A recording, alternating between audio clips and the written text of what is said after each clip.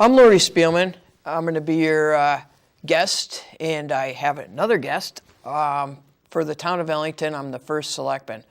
I just want to give you a few updates, and then I'll introduce our guest. So I just want to talk about, we did an Earth Day that was brand new to the town of Ellington. I wanted something to bring all the townspeople together. So I had a lot of help and a lot of great business people that jumped on board. We did this in 3 weeks. I wanted something that brings the town people together before the farmers market, but I wanted something that the business people didn't have to pay to be there, and also I didn't want to charge people for going. We had a lot of businesses that attended. We had all sorts of things going on, and also I had a lot of our department heads from the town there to pass out folders of what their departments do. The fire marshal was there. He had a great booth that people answered questions, simple things like their smoke detectors, and we had a band going. We had, at Crystal Lake, they have a wonderful barbecue vendor, and they came. So we've had a lot of people, and we're going to do it again next year. It was a great success. I also want to tell you about the library. They are doing passports, so if you need a passport, but it's better to call and make an appointment just because it takes quite a while, not a real long time, but if they're busy, you're better off to have an appointment to go. And another thing is, they also collect eyeglasses, ink cartridges, and old phones. So if you want to dispose of any of these items, they have boxes there right as you come in, and they're happy to take them. Also, on Memorial Day, weather permitting, we're going to open Sandy Beach again. This is one of my big things since I took office that I really want to do. If you get a nice weekend and it's early, we can open the beach. With that, I'm going to introduce my guest, Stephen. Stephen, thank you so much for coming.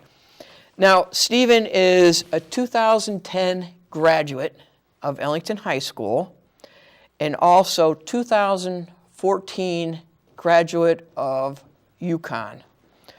He also founded a nonprofit called Around the Worlds. Around the Worlds ran the first program in 2015 and in Peru. He has traveled over 20 countries and over 4 continents. Yeah, that's amazing. Running soccer programs for the unprivileged children. He also holds skills clinics and provides soccer balls for all the kids. That's amazing.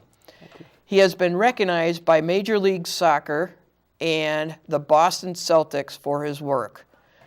His brother is a pilot, and also he has been able to travel with a few discounts. Yeah, kind of. It just powers everything we do, so we're thankful for that opportunity. That's wonderful. What are some of your major factors that led you to pursue running these programs? All right. So I wish that I could pinpoint like one major event in my life that kind of led to it. But the truth is, it was kind of just a culmination of all these different things that I had experienced growing up. And, we came from a very humble beginnings, I guess. My mom grew up in the Philippines. She was born there. She moved here when she was 26. So she kind of uprooted her entire life to come be here in the States. And so every time we would go back to the Philippines, we would experience what life is like over there. And it was just very humbling. And, it's much different, vastly different than things are here. And, taking a shower and just taking a bucket of water and pouring it over your head, that's a shower back there. And we would sleep, 3 in the bed.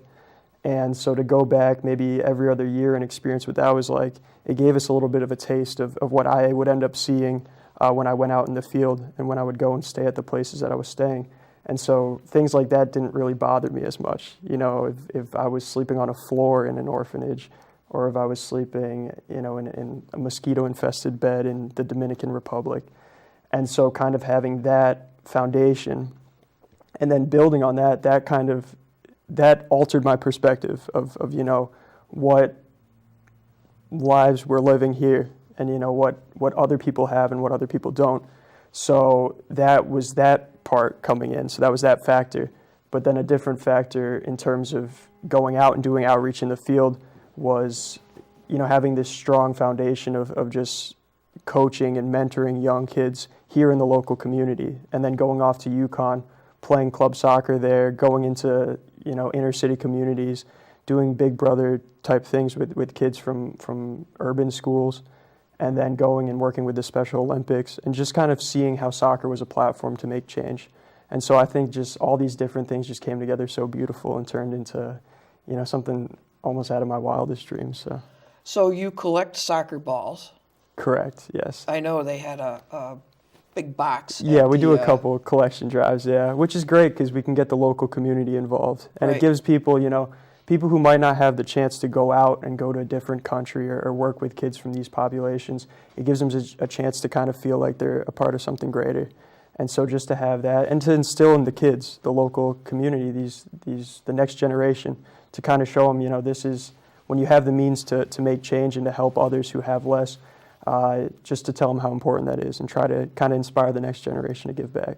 At the Ellington Recreation Department, they have a box there. So if people are looking to get rid of their soccer balls, Stephen can pick them up and distribute them. That would be great. And we're always taking in, it's not limited to just soccer balls actually. We take in pairs of cleats, jerseys, everything, because we just take all this stuff and we distribute it to other kids out there. So we certainly don't say no to anything, but lightly used stuff, something that you'd be happy to give to another kid. That's where we draw the line. So, where do you typically stay when you go? It varies, and I wish there was a framework for a typical one. I wish it was always the same, but the truth is you can plan everything, down to the wire, and then once you get there, everything can just change. So it depends. Sometimes we're kind of doing everything, spearheading everything on our own, but sometimes we have the opportunity to live at the orphanages and the places that we serve, and it just kind of it just rounds out the experience. So you kind of get full immersion into these kids' lives and their plights. And so just to kind of see, what they experience every single day. And it definitely alters your perspective on the world. And you go there, you experience something for a couple of days, and it completely changes you. And you have to realize, you kind of take a step back and you realize this is these kids, it's a reality. And for it to change you in such a small period of time, and then to realize that they see that every single day, it definitely, I don't think I ever come back quite the same as when I left, so. You were telling me earlier that you just came back, and can you explain your whole trip that you just... Oh man, I'm going to talk for a couple hours to explain it. So actually, my mother and I just got back from Trinidad. So we were in Trinidad and Tobago, and it was actually a special moment for the nonprofit because I set a goal about a year and a half ago to bring our program to 25 different countries. And so I wanted to directly teach soccer to 10,000 kids in 25 countries. We didn't hit 10,000 yet, but I figured that's a number that I'd set it and then maybe one day reach it. But we did hit 25 with Trinidad. And we were working with an excellent group of individuals there, like-minded people, and guys who are actually involved in the national team. So guys who've represented their country at the highest level. And it's one thing to bring somebody like me in there, somebody who's trained, who's coached, and it took a while for me to build up that credibility. But to bring in a guy who's played professional soccer, a guy who's reached the pinnacle of his career, and to bring them in, it's a completely different experience for the kids. And you bring someone in like that, a guy who might have been sitting in the same position that those kids were sitting in at that moment, and managed to carve his way out of it and create all these opportunities for him to represent at the highest level. And so we had a group of those guys. They have their own foundation called the Can Bu Play Foundation. And we collaborated with them. We visited 7 different places, a couple children's homes, a couple schools, and a couple football academies. So we went and we just went to these different places. We distributed a bunch of gear, and we talked to these kids. We tried to tell them how soccer could kind of change their lives. and how it had changed ours. And so I told them if the guys up here, the guys we were working with, if they could be any sort of example for them, just the different ways that soccer can kind of create opportunity and just make a life change. And so it was special for us to work with guys like that, and at the same time they were so down to earth. And they had, one guy had played in a World Cup, another played against Lionel Messi, arguably the greatest player at this moment, and it's just to work alongside one of those guys was just an honor. What have these kids taught you? Oh man, I feel like they teach me something new every time, and it's a big lesson on perspective. And every single trip, it's really difficult because you can research, you can try and plan for the things that you're going to see and the stories you're going to hear, but nothing compares to actually being there. And as much planning as you can do, you can't really prepare for what it's like to actually be there and actually be interacting with them. And there's always something new, and it's tough. You go somewhere and you're like, you hear a situation that these kids come from, something that they've overcome, and you wonder, how can it possibly be worse than that? And then you go somewhere else and it is worse than that. It's a kid who's not maybe lucky to get one meal a day. It's a kid who's I don't know how deep I can go, but it's a kid who's been sexually abused, a kid who's involved in child prostitution and human trafficking, and it's circumstances that we could never imagine and circumstances we would never wish upon anybody. And so it's definitely a lesson in perspective and how good we have it here. And I try. It's tough because you tiptoe that line of how guilty should I feel about the circumstances that we've been born into. But at the same time, you listen to one of those stories and you're just like, there's no difference between me and this child besides the fact that I was born here and they were born there and they didn't choose that. And so it's tough to see that, but at the same time, we just try to do what we can. How has your nonprofit changed now since when you first started?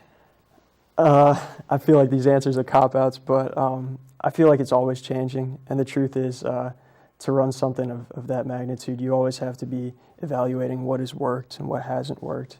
And so our program it's constantly changing. It's always flexible. And so we always have to do that because we run a fully inclusive program.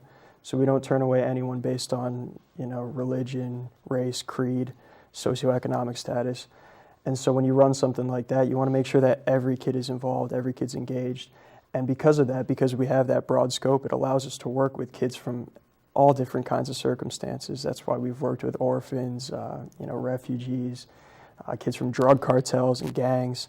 And it's just like, you never know what to expect when you work with those kids. So you always have to be like, all right, how can I best reach this audience? How can I go about this? And like, even in Trinidad, working with kids who were a bit misbehaved, they were cursing at us and stuff. And it's tough, but at the same time, this is a byproduct of the reality that they live. And we have to be mindful of that. So, but how has it changed? I think it's changed a lot. I mean, it's 2.5 years ago, I wasn't the same person as I am now, and I've learned things, I've seen things. Unfortunately, at the same time, 2.5 years ago, I was so starry-eyed and bushy-tailed. I was so excited, but certain things happen. There's certain failures that you go through, and so is anything you do in life. But back then, I really had this eager attitude that I wanted to change the world. And I still have that too, but there's certain days where the critics come in and stuff, and it makes it difficult. But I try not to let that cloud my vision too much. But so, getting prepared to go to Trinidad, how many soccer balls do you figure on taking? Do you box all these up and ship them to there, or what is your preparation? So Trinidad, we were actually running kind of last minute, and a lot of the things we do are very spontaneous, and so it's just like, we have all these places set up, different countries that have already welcomed our program, and it's not a matter of if we're going to go there, it's just a matter of when. And Trinidad was one of those, and it just happened to be number 25, so it was special. But we had a bunch of gear come in from Oakwood Soccer Club, and I'm talking like Nike jerseys with sponsors on the front, numbers on the back. things that these kids, I was excited for them to see them. And so we had to package all those up. We bring everything with us in check-in luggage. And I didn't want to ship them because I don't know how reliable the certain services are there. And I wanted to make sure that, at least to a degree, they were by our side for the most part, just to make sure that they'd get there, make sure that we were the ones dealing with customs, who always give us a problem. But we try to go into it with the faith that, we're trying to do something to better the community. And for the most part, knock on wood, we've been okay. So, but the preparation for that, we brought probably like 150 jerseys to give out to the kids. We knew we were going to be working with a lot, and we ended up working with 350 kids across 7 programs. And so it was a lot. It was a really condensed itinerary. And then we brought about 32 soccer balls. And these are all gear that we've been donated. We've been fortunate enough to take in. Are they all like deflated so you can Oh yeah. squish That's more the worst into... that's the worst part of the job, is deflating soccer balls and inflating soccer balls. But I don't go to the gym, so I just treat that as my workout. Fair enough, right? Yeah. Boy, that's really something. Yeah. So you have a few jerseys here. Can you talk about those or explain those? Yeah. I'll Maybe take hold them up. So what we did actually, when I have the opportunity to, some of the kids that I work with, and this is all just a part of, like I said, just taking a program that you've been running for 2-3 years and just seeing what works and trying to see how you can best reach out to these kids. So what we do is, and this took a while for me to get used to, is, sometimes I'll go and I'll teach these kids, I'll show them a couple tricks and stuff, things that they've never seen. And they go ahead and, one kid will tap me on the shoulder and he'll ask for my autograph. And, I'm not a professional athlete or anything, and I'm not used to that. And, but it's definitely humbling, and it's a cool feeling. And, because these kids, they see worth in you. And at the same time, we're there to try and add worth to their lives and show them that they're, that somebody cares enough to go and try and give this experience to them that they deserve. And so we go and what we do is we try and we flip the script, and we go and we just bring something that we can keep, and we have them sign it. And these kids, they've never experienced something like that, and just have somebody, an outsider, tell them that they matter enough that we want their autograph, we want their signature, and they sign their numbers next to it. And it's just cool. And, these kids in Trinidad, you have a whole lineup of professional soccer players in front of them. And you tell them, like, listen, if you guys work hard, let this be a testament to what you can achieve and what you can be. And then we tell them, like, this autograph, it might not be the last one. And then I tell them, I'm going to keep this jersey because it might be worth something someday. So we got a couple here. This was from Trinidad. And so this was actually gifted to me from one of the national team players. And they put 25 on there. Wow. It's got a bunch of the signatures. So that's Trinidad. This was actually, this was from Thailand. We were working in the slums of Bangkok. And these were kids who I believe were HIV positive. And, just for them to have football, have soccer as an outlet. It's got Mercy FC there on the back. And they gifted that to me before I left. What else we got? This is from Honduras, working with... in one of the really difficult communities out there, we were working with some of the kids, and it was cool. I asked the kids to write their number, and this kid started writing his phone number. And I was like, nah, man. I was like, that's too many digits. I think it's at the bottom or something. He's got like 388 or something. So that's Honduras. And then this was a special program that we ran in Ecuador. And so what happened is we went to Ecuador on 2 occasions when they had been hit by the earthquake.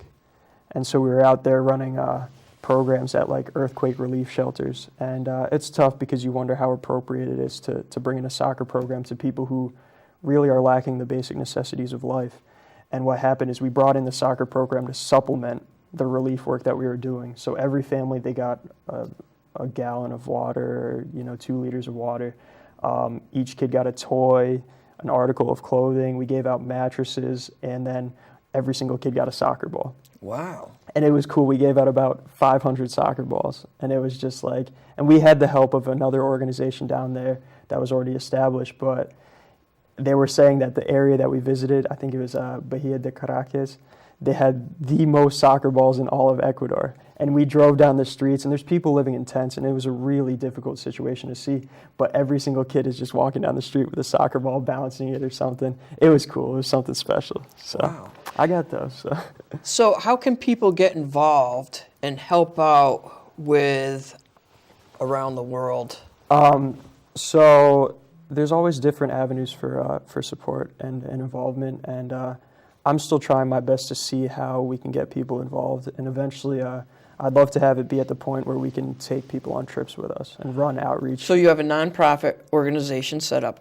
Yes. Yep. Yeah, it's a fully established charity. So Okay. So if we go online, we can just type in Around the World, or aroundtheworlds.org is our Okay. website, correct? And we have 501c3 status. We've had it since April 6, 2016. So we're officially in business for 2 years now. And different ways for involvement. I mean, it's just taking people's strengths, taking what people can offer, and trying to use it to benefit the things that we aim to do. And so we've had people run collection drives for us. We've had people write grants. We've had people run marathons, because I could never run a marathon, I'll tell you that. But these are ways that people, they're putting their resources, they're putting their talents towards just helping us get to where we want to be, and helping these kids, and first and foremost, just helping the kids that we work with. So. Wow, that's great. Yeah, thank you. So where are you headed next? Next, I don't know. I was supposed to be in Uruguay, like I said, and I was actually supposed to go to Haiti tomorrow, but things are kind of last minute, and I figured that was one of those like real spontaneous things, and I figured it might be best for me not to rush that one. So we'll see. I'm trying to go to Cuba too, and the situation in Cuba is really difficult, so we'll see about that. But I have a lot of places set up, and it's just a matter of when. So do you have like a big warehouse full of, like, if you're going last minute, you got to grab all these items and everything. So how does that work? Or we have a storage closet, and then my parents, they're not too fond of the fact that our house has become also a storage warehouse. But honestly, I would sleep on a bed of soccer balls if I could, if I had to. And so we have a warehouse. Our storage closet is it's full to the brim with soccer balls, equipment, cleats, and everything. And we had such an outpouring of support from the community, and more stuff. We took in more stuff than we could give out in time. So now we're fortunate we could just kind of pull from it. I go and I talk to directors of orphanages and academies and schools, and I ask them what their needs are. Make a checklist of stuff that you guys need. Give me the sizes of the kids, and we'll put something together. And so we just go every time. We just grab from it. And we've had the support of partners and stuff who kind of have helped us to the point where we can reach out to them and say, hey, listen, I'm going to run a program with 300 kids. I need 50 soccer balls. And they say, all right, they'll be there next week. So we're just thankful for that. So most kids will have a car or whatever. So are you the only one that has, like, do you have a van, or how do you move all these boxes? No, sometimes we travel light, actually. The heaviest we travel is when we bring soccer balls, but we've slowly transitioned into different gear, and we haven't even really ventured into giving out the cleats that we have, but I've given them out on a couple occasions. But we travel light. If you have a bag full of 50 jerseys, it's only maybe a duffel size, and so it's not too bad. But there's been places where we've brought 80 soccer balls, 100 soccer balls, 50 soccer balls, and like I said, we really do get problems from customs. But if that's the worst thing we have to deal with, it's not too bad. So. Wow, that's great. Well, I want to thank you very much for being my guest. Yeah, it was a pleasure. Thank you. And I'll go back to having a few updates. Perfect. I just wanted everybody to know that Route 83 will be closed only for one day. The signs are posted. Some people probably don't pay attention, but from Cloders to 140, there's a section. They're going to be redoing the catch basins in the road and paving that area. So you'll have to do a detour, but it's only for one day. Also, give you a little update on the senior center, which has been growing leaps and bounds. They have 699 members, and they have 89 new members just from last year. So they're growing all the time. They have a lot of programs, If you go online or stop in, they've got a great pamphlet with all their activities going on. Also, dog license. They're coming up. The dog license is in June. And if you go online, you can register your dog or come in and be happy to see you at Town Hall. Just to let everybody know, we're having a referendum. It's at Ellington Senior Center, not at the high school this year. It's going to be May 22nd, and it's from 6 o'clock in the morning to 8 o'clock at night. I hope people take advantage of this.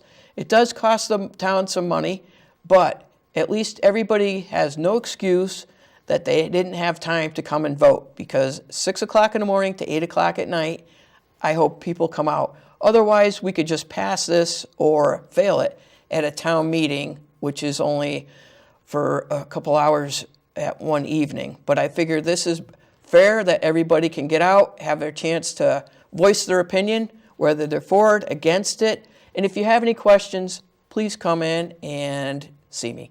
Also, Memorial Day, there is going to be a parade starting at 9 o'clock at Crystal Lake.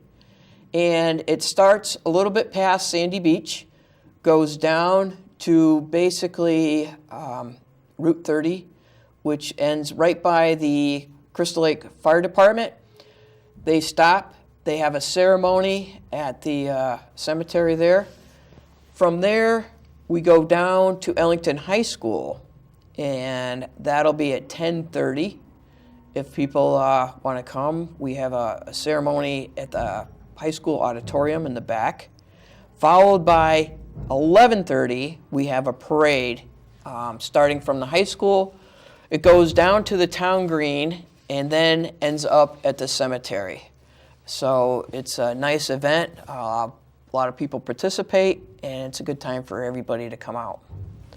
Also, another update is Ellington Public Works is having an open house May 24th, and it's going to be from 1 o'clock till 6.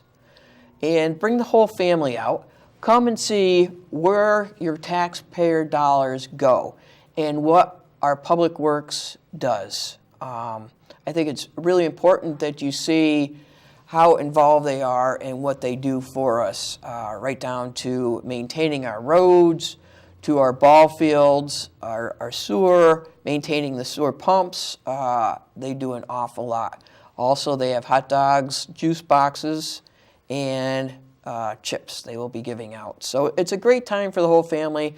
They also have a truck that the kids ride in, the dump truck. It's fun. The kids like it. They blow the horn and go for a ride. So it's a great time for everybody.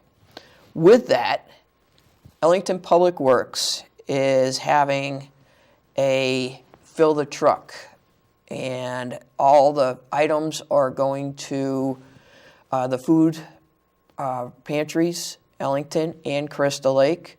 They're asking for non-perishable items that would be donated to, like I said, the pantries. And that is May 21st through May 24th. Stop by Public Works. They have a truck out front where all these items are going to be put, and just have a large collection.